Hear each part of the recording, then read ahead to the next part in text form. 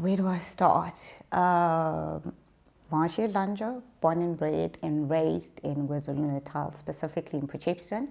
So I spent the first 17 years of my life in Potchefstroom. And after that, obviously, out of high school, then I came to the Western Cape to start being an adult. Did my first 3 degrees with the University of Western Cape. And then I did a degree with the University of Stellenbosch. Subsequent to completing that, then I went and worked for the city of Cape Town for about 6 years. And then after that, I decided it's about time maybe I start seeing what the world has to offer in terms of kind of explaining or broadening my understanding of how things worked. So that's currently where I'm at. All right, so if you have to choose between KZN and the Western Cape, which one would you choose? That's a bit an unfair question. Why? Because I know Western Cape as a child. I know KwaZulu-Natal as a child. So everything about KwaZulu-Natal for me is beautiful. It's somebody took care of me till I learned how to talk, how to make friends, how to play. So I literally had no responsibilities when I was in KwaZulu-Natal. And then Cape Town was when I had to be an adult. That's where I needed to learn how to navigate myself as who I want to be in the future and make decisions that would either make or break me as a person and just developing in future.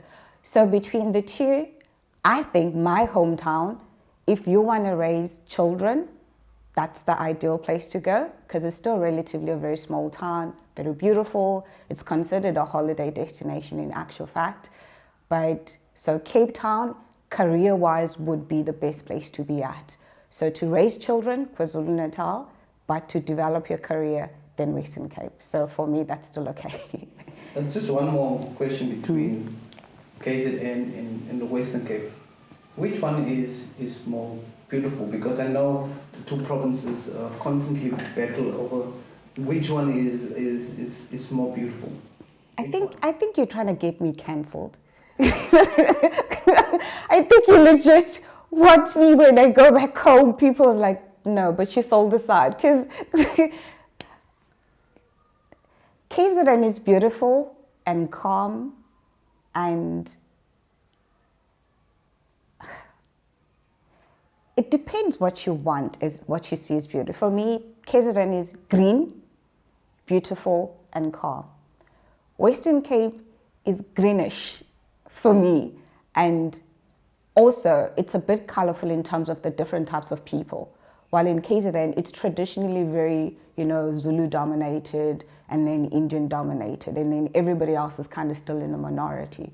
While with Western Cape, specifically Cape Town, it's kind of very cosmopolitan, so you get a lot of different people with different languages. So I can't. It's like comparing apples and grapes, dude. Seriously. The question I won't ask you to answer is which language do you prefer to speak? Also Zulu. But that's a conversation for... Well, I do want to answer that. Okay, go ahead. Ethnically speaking, I'm a dual ethnicity. So, which means basically in everyday language, I basically use Zulu and Xhosa in one sentence without even recognizing it. And then people who kind of like purely speak those languages pick that up. So in my defense, when I'm in KZN, I'm Xhosa. So I get to be excused why my Zulu is broken or poor. And then when I'm with Xhosa speaking people, then I'm Zulu. So it kind of balances out. So when I'm in KZN, no, but why do you speak your Zulu like that? No, man, I'm Xhosa. So when I'm with Eastern Cape, and then, but why does your Xhosa sound horrible? No, it's because I'm Zulu. So I pick and choose depending on which side of the border I'm in. But it's nice. I think you're one of the first people who actually admit they have a dual ethnicity. Because there's many people actually that is in dual ethnicities in South Africa. And sometimes it's an unfair question. It is. It's quite true. That you have to choose between the two, because you might be raised in the one and then you married into another one. But we know each other for a long time. And I think the question I've never asked you, but I have a suspicion what your answer was going to be. What drives you? My fear of being poor. I'm afraid of poverty. And when I say I'm afraid of poverty, I don't mean it in a sense that, for me, poverty is the ability not to afford things. I don't want 5 Mercedes-Benz or 3 different houses. I just want the ability to know that I have enough money to keep me going at least for 3 to 4 months or at least a year without having to worry about it. So for me, that has always been my drive or my motivating factor. And I think paired with failure, the fear of failure, that for me worked quite well because I was afraid of poverty. So the minute when I start to do something, I have an intention to say that it must work towards ensuring that I have a bit of security in it, but also I must not fail at it. So those for me have been kind of the things that drove me in everything that I do, in every decision that I make.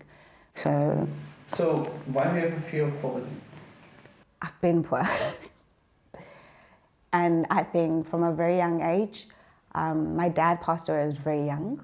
I was comfortable before my dad passed away, but my mom had to then take on the burden of raising children.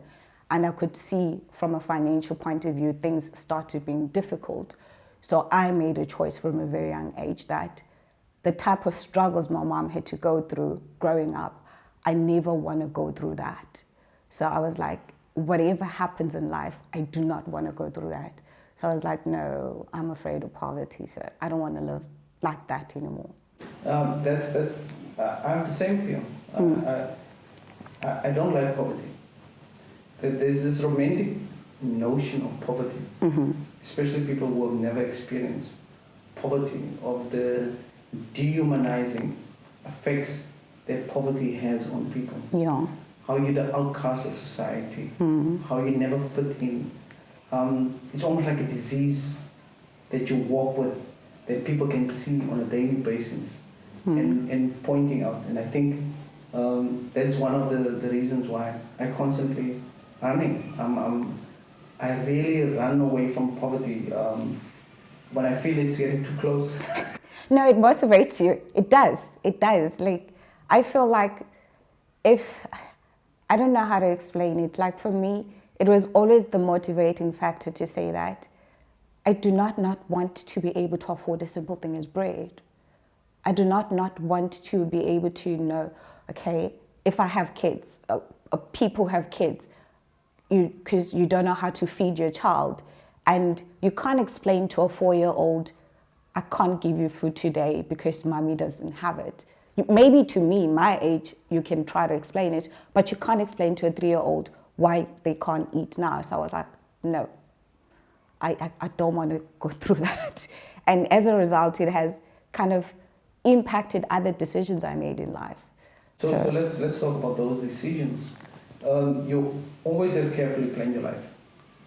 Very carefully. You actually plan everything. So this also lead to your choices in degrees. So let's talk about your choices in degrees and how did you decide to study those type of degrees? Well, I do try to plan. You know, you can't always plan everything to a T, but I do try to plan the things I have control over. But insofar as the question of why the degrees that I studied, what were the choices, the motivating factors for that, for me, it was just a matter of life. Because I think my way out of poverty or struggle was that I understood from a very young age, the way out of it for me was education. And education, you know, at that age, you don't really know what degree works the best. You have an idea of certain degrees, but you also don't know what works the best. But you're also like, if I could just get into university, that's good enough for me. I'll work with whatever I can work with to get in.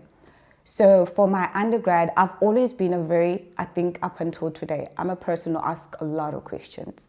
I think my big sister normally says she thought I was going to outgrow it at some point in time, but she still says, at this age, you still ask people why or how. Like, but that's just my thought process.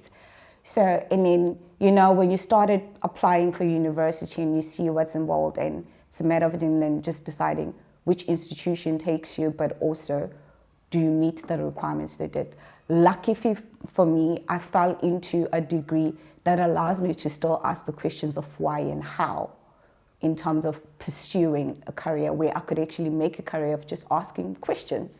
So that was how I ended up in that context. So I think by nurturing the type of personality I had and then choosing a degree that kind of aligns to that, that kind of fitted in. Hence, I ended up doing an undergraduate in political studies and public administration, then later on law, which basically is about questions, if you can just put it that way.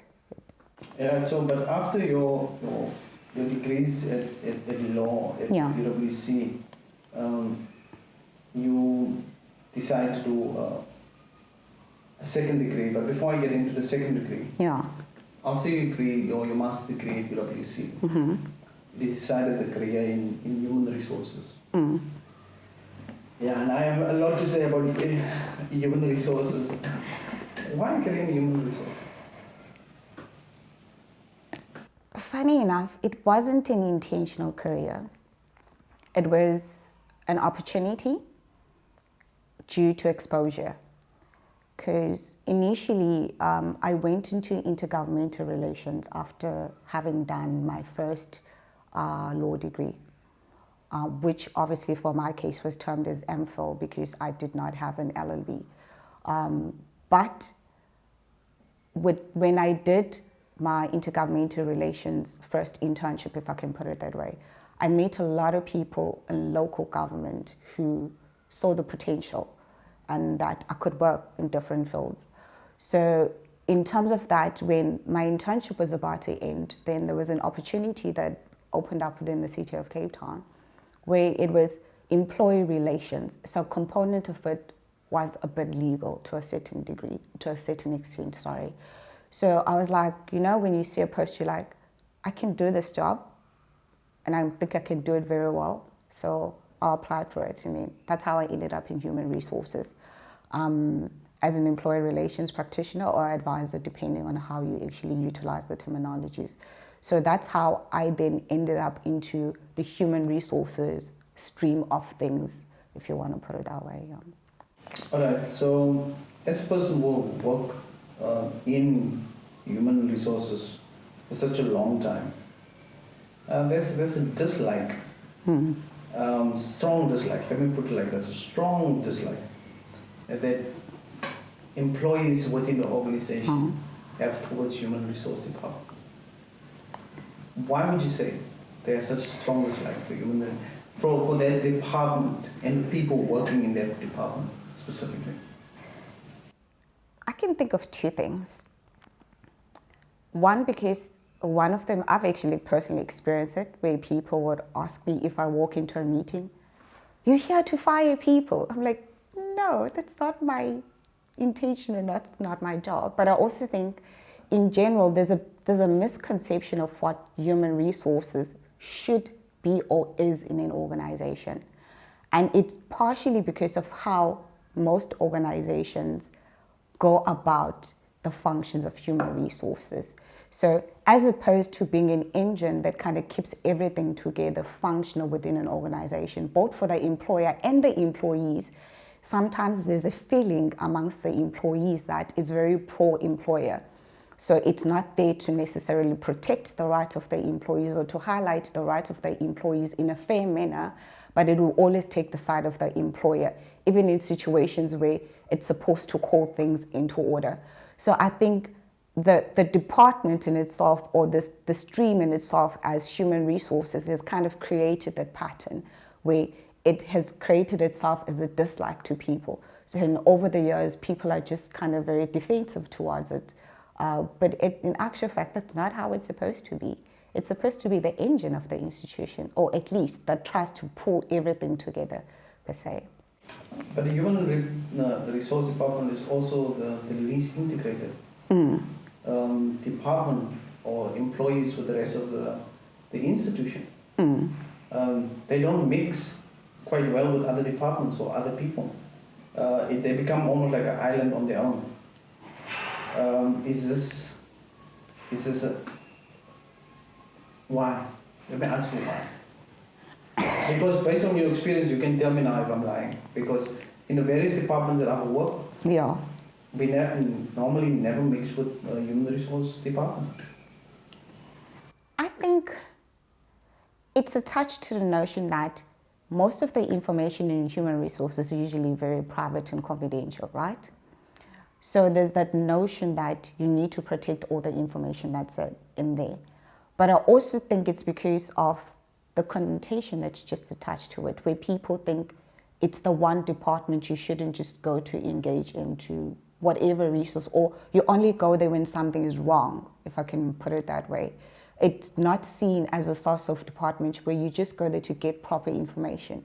Usually people just know there's a human resources when something is wrong. Either you haven't been paid correctly, or maybe there's a disciplinary hearing in this case, or maybe you want to talk about your retirement. But it's for me, there's a lot of things that make it like that.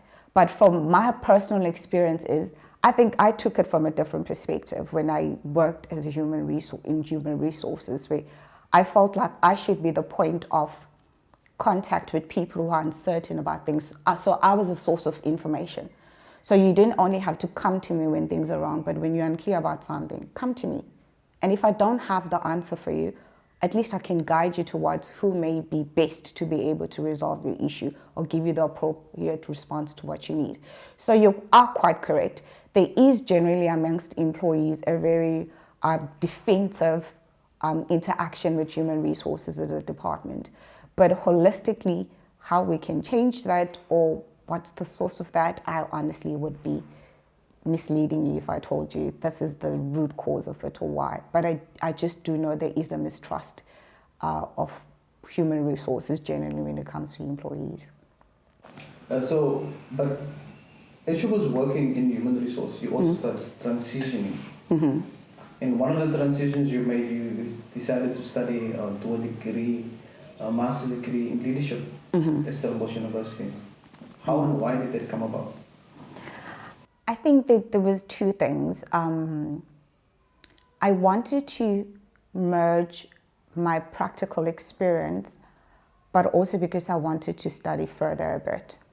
And I knew my previous degree was very much law, hardcore law, which didn't fit my career progression the way I wanted to do it. So I saw it upon myself, and having interacted with the people, having interacted with the institution, the things I saw that were happening in terms of leadership, who the typical leaders were, what was happening in organizations, that this would be interesting to actually explore. So coupled with my practical experience in the organization, and then obviously trying to build up an experience, and then also creating a platform for me to be able to do further career in a specific stream, then I thought, okay, let me then just pursue a degree in leadership, in public management. So after that degree, and now with that information that you have in terms of leadership, you started noticing something. And what you notice is an underrepresentation of women in trade union structures. And you were also, in many cases, at the CCMA, so you noticed by heart, you could see this in practice, that there's something is off here. Tell me about it. Well, it's funny because the funny story is when I started working for the city of Cape Town, initially when I got introduced, a lot of people would always introduce me, this is Marcia Dlanjwa, but she won't be here very long. She's too educated, she's too ambitious, type of situation. But also when I started to engage with people, because the employer relations, I don't want to say area is very male dominated. So most of the people, most of the contact I would have with people initially would be by email. So maybe they would send me an email about a specific query, I want to know something, and then I'll respond to them. So eventually when we meet up, nobody would know this is the Marcia that spoke to an email. They would always assume I'm a junior, either an intern or something, until I say in the meeting, no, but I'm the one who advised you. They're like, oh, but you look so young, and what you say in email and how you look just doesn't merge. So there was this undertone where people always thought, but we thought we were going to see a much more older woman, or at least somebody who's more seasoned. And I'm like, and it didn't help at that point in time that from a structural point of view, I was quite petite. So, and it was always male. They're like, oh wow, but you're very smart for your age, or you're too strong for your personality. And sometimes it was borderline, would kind of make comments relating to me as a woman and my competencies related to that. But then aside of that, I would go into spaces where it's predominantly male. The shop steward is male, the commissioner is male, most cases even maybe the employee, based on the case we're arguing, is male. So even the managers who would seek advice from me in terms of whatever the matter would have been is predominantly male. And then I realized, but there's something wrong with all these different spaces, especially in South Africa, 20 odd years into democracy, and we know we have so many different legislations that employment equity and women in terms of representation should be in the spaces. I'm asking myself, but why are women not in the spaces? What's creating this problem, especially given that we have legislation that says they should be in the spaces and they should occupy the spaces? So that's where my curiosity as well about pursuing a further degree in that kind of area was ignited by. Yeah, so let's talk about that, because that led you to another decision, and that decision is like, by South Africa, I'm going abroad, I'm going to go to the UK. So you decided to do a PhD at Strathclyde University in the UK. Scotland, yes. if I'm correct. UK, nation, Scotland. There we go, that one. And your thesis is focusing on exactly your observations, but I don't want to go into your thesis. I want to focus more on why abroad. Why did you study to do an international degree? Well, if you recall, especially PhD. Well, if you recall, you initially said that I plan things. Yes. So me doing a PhD wasn't a fluke. I've always known I wanted to do a PhD, but I'd set parameters for me to do a PhD. I've always known I need to do a PhD before a specific age. I knew it needed to be international. I knew it had to be fully funded.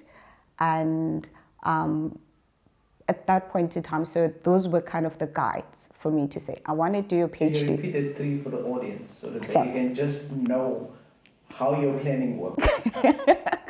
Well, I knew I had, if I did, so these three things needed to happen. If one of them didn't happen, then I just was like, then I'm not meant to do a PhD. So I needed to do a PhD before the age of 35. I was like, it has to be before the age of 35. It needs to be international, and it needs to be fully funded. You see, fully funded. You hear that, ladies and gentlemen? Wow. Well, yeah, that was that. And then obviously it needed to be within a field or an area that I liked or interest, and I already had that. In terms of the area I wanted to look into, I didn't have an issue with that. But those other three things was like, they must be aligned. Otherwise, I was like, I'm not going to do it. But it was also predominantly related because I felt that I'd already had 4 degrees in South Africa in different institutions. And I also wanted international exposure. I wanted to be able to see how the rest of the world thinks, how the rest of the world processes things, because the reality is that sometimes comfort can be detrimental to your growth. And when I say comfort, the mere fact that as a South African, I know how to navigate myself in South Africa. Even if I go to a province that may not necessarily speak the language that my native language, but the nuances of South Africa are still around me. I would know how to do certain things. I'd know that if I have a specific challenge or issue, then it would be easy for me to navigate. So I wanted to learn those things to go to a totally different environment where the comfort as well will kind of be shaken out of my feet to be. So internationally for me was also the next best thing that I could do that. So just for people who are listening and who's thinking of applying for international, to diversify their degrees and also want to do PhD or Masters abroad, how did you go? How did you approach it? How did you decide on the university? What did you do? How did you get to your decision that Strathclyde University is the one that I want to be at? Well, for me, it was a matter of, because I like being able to, I needed to meet people or be supervised by a person who I felt understood me, or at least how I would work. So I met with, because Strathclyde obviously wasn't just the one university, I met with other universities in South Africa as well as outside of South Africa. And then I had to make a choice on who I was. And I think for me, the motivator when it comes to Strathclyde, the initial conversations with my supervisor was very easy. They understood what I wanted out of my PhD, but they understood what it is that they had to be able to guide me in that process. And that for me was a major deciding factor. And obviously, also the reality in that, is Strathclyde going to allow me to be able to have the financial support? Because I don't want to be in a foreign country and still have to kind of stress about, am I going to be able to financially support myself and all of that? So it was the financial support, it was the emotional support, but also ensuring that the people that are going to guide me in this process, actually, we are in the same page, if I can put it that way. Right. So, so there you are. Mm-hmm. You're now done with your registration. You left South Africa, and you suddenly realize that you're not part of the majority, but you're actually now part of the minority. So, how is the experience for you mm-hmm. as being one of the few foreign Black women mm-hmm. at the institution of learning? It has quite been a culture shock to an extent, because, growing up in South Africa and having been in South Africa most of my life, you predominantly see a lot of Black people. Now you come to a whole different country, it's the opposite of everything else. Everybody's white. Majority of people is white. I actually thought at some point in time, I think I'm digressing, I'm going to digress for a minute. So it's like, so this is what it feels like to be a white person in South Africa. I legit have had moments when I'm walking down the streets, and I'm like, so this is what it feels like to be a white person in South Africa, because now everybody else is a different shade around you. But from an institutional point of view, and my experience when it comes to that is, you learn that you need to navigate yourself. There's certain nuances that you need to learn. There's certain, the way you carry yourself, how people perceive you as well, and some of the assumptions that people make about you. But also, most importantly, I think one thing I've realized is English is not the make or break of success in the world. Because in South Africa, the reality is sometimes there's a lot of emphasis or a lot of attachment in terms of one's intellectual capacity based on your command of the English language. And it's a flaw within the South African system, where depending on how you sound when you speak English or which school you went to, people make the assumption that you're intellectual. But when you leave and you go to other countries, you realize English is a fraction of some of the things that either make or break you. Depending on the country you go to, it can make it easier for you. For me, for instance, Scotland is an English country, so it makes it easier because I can converse with the people. Aside from the fact that the accent may be quite strong, so you need to relearn how to listen to people. You need to focus on listening to people, because your dialects, even you yourself, you become self-conscious about it, because you're like, do the people understand you when you speak? Are you speaking too fast? Are you clear? And all of that. So things that were never an issue for me, because when I spoke to anybody in my home country, I knew people would just understand me. It's not an issue. All of a sudden now I'm questioning whether people understand me when I speak. But also, you also realize that the culture in itself is totally different. It's totally different from just how people interact, the type of things you need to be aware of in order to make yourself, position yourself in a way that people recognize you, but also the amount of work you need to put into it, because the international space is very competitive. And it's not just you, it's other people as well who equally migrate to different countries for the same kind of opportunities they want to look into. All right. Being there now for quite some time, what is the thing that you miss the most about South Africa? It's the silly things. It's the knickknacks. Honestly speaking, I wasn't even a knickknacks eating person in South Africa, but I found myself missing knickknacks or braai meat that's braaied in actual wood versus a stove or charcoal or something like that. I find myself missing the random guy you see in the streets in South Africa trying to sell you something or hackling at you for something. Or the random guy who's going to say, "Hi, Cici, how's your day?" And you're like, "Oh, my day is fine." It gives you a fist bump type of situation. So it was the culture. I know it sounds like a cliche. You know, I only realized when I left South Africa that South Africa really is a melting pot where you can walk 200 meters in the street and hear about 5 different languages. And the funny part is, you understood exactly what everybody else was saying around you. Even though sometimes you may not respond in that language, but you definitely understood them. But it's also the level of friendliness that South Africans have. South Africans are very sociable. Like, they're very sociable. They like being surrounded by people, braais and parties and all of that. Where I'm currently based, it's a very individualistic environment. Some people, you lived with your neighbor for the past 6 months, but you don't know what they look like. Or even if you do know what they look like, probably in 6 months, your neighbor, all he did in the corridor was just nod at you.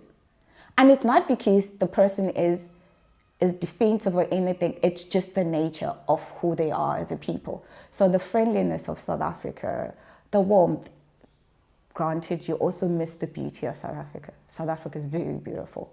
Land-wise, the people and languages and the culture and the variety of foods, all of those things, you miss those things and you start to appreciate it. So what is the things that you like the least about South Africa?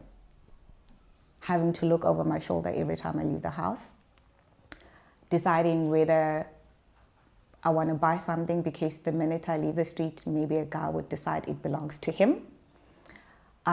So it's for me, the two biggest factors was the insecurity, the unsafeness, the crime levels, you know. It's one of the things I was like, I was glad to be able to sit in a train and not be worried that I'm going to be 2 of us left and I don't even know what the other person's intention are. Or simple things, the functionality of the system, you know. I know currently Metro Rail is barely operational.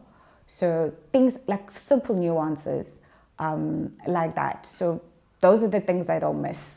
I definitely don't miss. I don't miss that I can't, when it gets dark, I don't want to leave the house. Or even when it's not dark because I'm afraid that something may happen to me, this type of things. So I definitely don't miss that. Right. Zikona, we're almost at the end of our interview. Yep. Not interview. Interview sounds so. It was a brilliant and nice conversation. What's next? Finish my PhD. That's it at this point in time. I think I'm just focused on that. Finish my PhD and try to network as broad as possible, as reasonably possible. Meet people and travel in the process. Because the world is much more closer to me now than it is when I was in South Africa. So that has also been a privilege I currently have. So simple things, locations are literally 2 hours away. I don't have to plan quite as hard. And from a financial perspective as well, that's also quite easy. But also, it's also because it kind of allows you to interact with different people. And I think one of the other experiences I had is making or seeing how similar some other countries are with South Africa without realizing it. For instance, I realized how much similarity Ireland has with South Africa. And it took me leaving South Africa for me to be able to realize that. Or how much commonality South Africa has with Brazil in terms of the people. I'm not just talking about the country in itself, but the way the people carry themselves and how people are socialized. So it's just building relationships with other people outside of different cultures. But currently for me, it's just finishing my PhD. And then after that, we can have a follow-up conversation. And I'm looking forward to that conversation. Marcia, thank you very much. Yes. I think Abrasive Conversations is blessed. Mm-hmm. And I'm looking forward to celebrate that PhD on this particular platform. Thank you for coming through.